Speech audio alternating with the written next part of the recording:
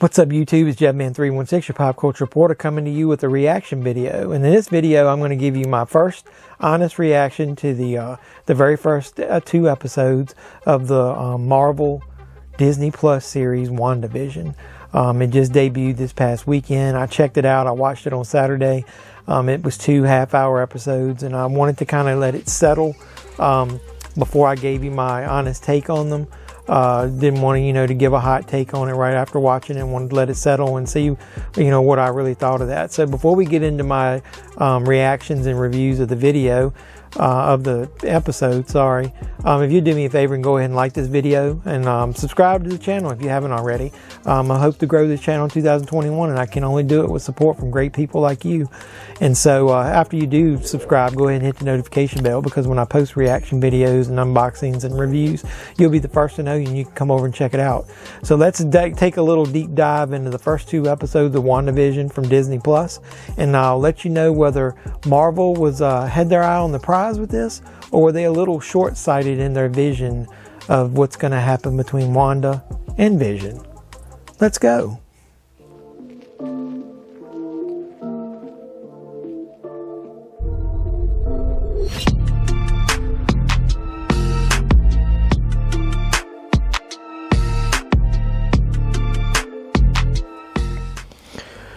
So YouTube, like I said, we're going to talk about the first 2 episodes of WandaVision here. I'm not going to get deep into spoilers, but I'm just going to give you my hot takes on the episodes and where I, the questions that I have and the reaction that I had to the first 2 episodes. I got some notes here in front of me, and I can actually read better without my glasses, so I think I'm going to take those off. If you're not familiar with this and haven't watched it, I'm not going to try to spoil too much, but the one thing I want you to know is that this isn't like a linear story. It doesn't look like, to me, that's going to be told like the normal Marvel, the MCU type stuff. They don't even give you an explanation of why it starts like it does.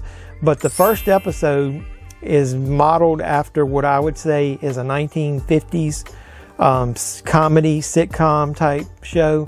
I almost thought it was going to be like the I Love Lucy type comedy. But then after watching it and then kind of thinking of, I had an idea of what they were going for. I looked it up and I was right. It's modeled after the Dick Van Dyke Show. Even the little intro, the way that they, Vision and Wanda come into the house at the beginning, they have a lot of similarities with Dick Van Dyke, his show. And then actually, ironically enough, read that I think he was a consultant on the series. So they were really trying to get authentic with the feel of it, and they really did that. I'll give them credit. They captured the feel of a 50s sitcom. So it's in black and white, obviously, if they're trying to catch the feel of the sitcoms from the 50s. And I really think that the actors, everybody in the series, go all in. They really present this just like it's an authentic 50 sitcom, but that can have its pluses and minuses, because I give you, like, on the plus side, like I said, everything looks great. It's even like full frame. They didn't do widescreen. Everything looks shot just like it's in front of a studio audience type of atmosphere. The inside of their house looks almost identical to something you would see on a 50s sitcom, and the way that Wanda and Vision react to each other in the scenarios, they play perfectly off of each other, almost like they've done this before. So I think the acting is awesome. But I still haven't figured out where they're going with this. So the main issue that I have with it is the plot is of just a standard canned 50 sitcom plot. Like the very first episode is about, there's a date on the calendar. And I'm not going to tell you what it ends up being, but one of them thinks it's one thing and one of them thinks it's another. And the misunderstanding and comedy ensues. Now, I know the main purpose of this, there's an ultimate goal they're heading towards. But they just sprinkled a few little hints throughout that I was able to pick up on. And I'm not going to spoil too many of them, like I said. But watch for things going on around them. There's a commercial in the middle, like an old school type commercial that would air. Watch that really close. As far as it, it kind of, once you see the theme of it, you'll know that this really does hook into the MCU at that point. And then the one thing that seemed a little weird to me was, since you don't know why they're in this situation, Wanda seems to maybe know a little more than Vision. And with that being said, didn't Vision die? Why is Vision even in this? What time period does this take place in? There's a lot of questions that I'll get into at the end of this, but it's got its standard 50s sitcom, jokes in their oddball situations, just like what happened on, I Love Lucy or the Dick Van Dyke Show. Like I said, you might get little nuggets from where they're going with this if you go back and watch it, but I actually was kind of bored in the middle of it. I mean, it's not anything that I haven't seen before. I've seen these sitcoms for the last 40 years. I grew up on them, so it wasn't anything new as far as that goes. So with the second episode, though, when it started, I noticed it was like a change in, I don't know if I want to call it tone, but atmosphere. And it even starts with the opening credits. Instead of being like a Dick Van Dyke style opening, they have like an animated opening, and this one is like from the 60s, more like a Bewitched style episode. And the reason that I'll tell you that I think it's Bewitched is the theme of the episode is even related to magic. And the main plot is Vision and Wanda volunteer to do a magic show in the local neighborhood talent show. I'm not going to spoil it, but something happens during the episode where Vision kind of loses some of his power, and Wanda once again seems to be more in control, and she has to take control of the situation. And as I said, the comedy ensues. So this is just like an episode of Bewitched, to where the same little type of jokes and comedy pratfalls and awkward situations and things where she's got to help him and save him from making a fool of himself or letting people discover who he is, that type of stuff. It's all stuff that I've seen before, but I'll give him credit. They ratchet up some of the clues a lot more in the second one. There's another commercial in the middle of it, and in that commercial, watch the symbol. It's for a watch the symbol. There's also two main things that happen. Like I said, I'm trying not to spoil too much.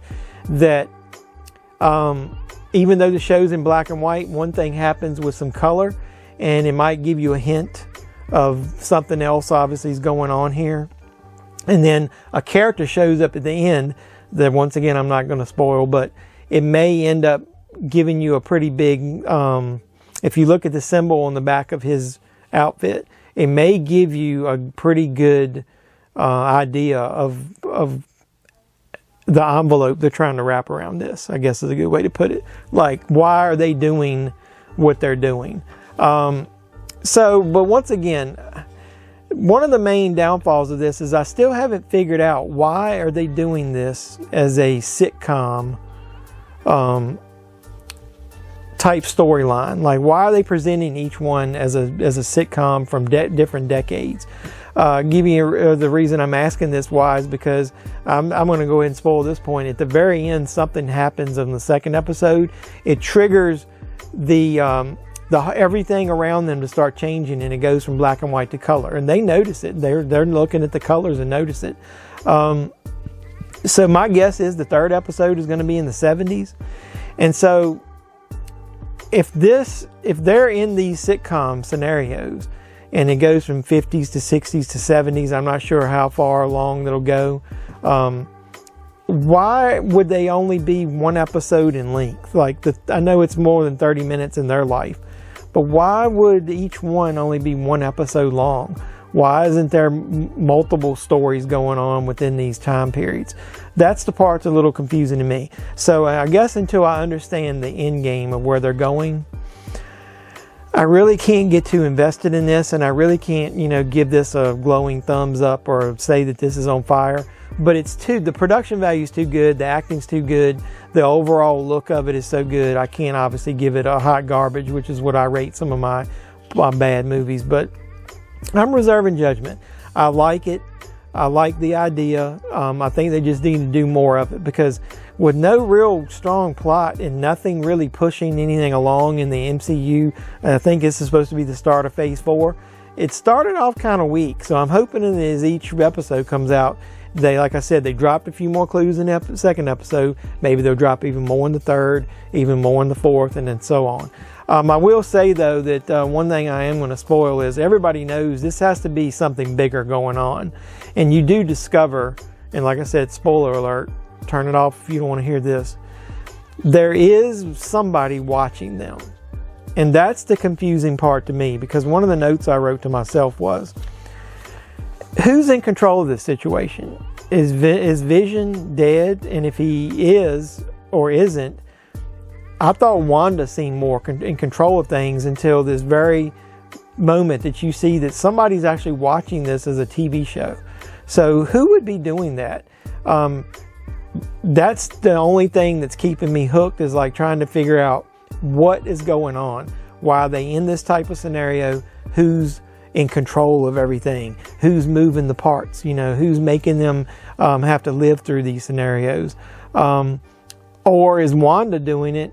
I almost thought at one time maybe Doctor Strange could be involved, because maybe this is one of the multiverses. But I'm kind of leaning now that the hints that they've dropped that that's not what's happening. That either Wanda's doing it and she's trying to hide the fact that her and, you know, from Vision what happened, or somebody else is doing it and they've got them trapped. To me, it maybe is only one of those two scenarios. But we'll see. It's only 30 minutes each, so it's really worth your time watching. And if you have the ability to, like I said, I think they've only done minor setups of where this is going, and I really hope that these things gear up and go faster as we go along. So, what's your opinion of this? Are you like me? Are you kind of like sitting back watching and waiting, and hopefully they do something bigger? Have you figured out, maybe you're smarter than I am and have figured out who's in control of this thing, and what's going on with the overall plot and why they are in these scenarios? But until I figure that part out, I'm just not really enthusiastic about it. It's a decent show. It's okay for now. But I'm hopefully, I got a high expectations based on what I heard they're spending on these episodes, that this thing's going to be a lot better moving forward. So give me your opinion. Leave some comments below. That's my view of the series so far, without trying to give away too much. It's really hard to talk about it without giving away some of the hints and clues that I saw. But maybe this will help you decide whether you like it, whether it's worthwhile watching. And if you've already watched it, let me know what your thoughts are. And with that being said, so if you do me a favor and go ahead and like this video, hit the thumbs up, and subscribe to the channel. I've been new to YouTube, and this is one of my first review series that I'm doing. I'm going to go ahead and try to drop my comments. Hopefully they'll be a little bit shorter next time, since there'd only be maybe one episode to talk about in each video. But if you like them, subscribe to the channel. And then after you subscribe, go ahead and hit the notification bell, because then you'll be the first to know when I post my next reaction video. So I really appreciate the support you guys are giving me. I really appreciate you watching this video, and I hope you're having a great start of your new year in 2021. So with that being said, this is JeffMan316, your pop culture reporter, signing out, saying you guys be safe out there.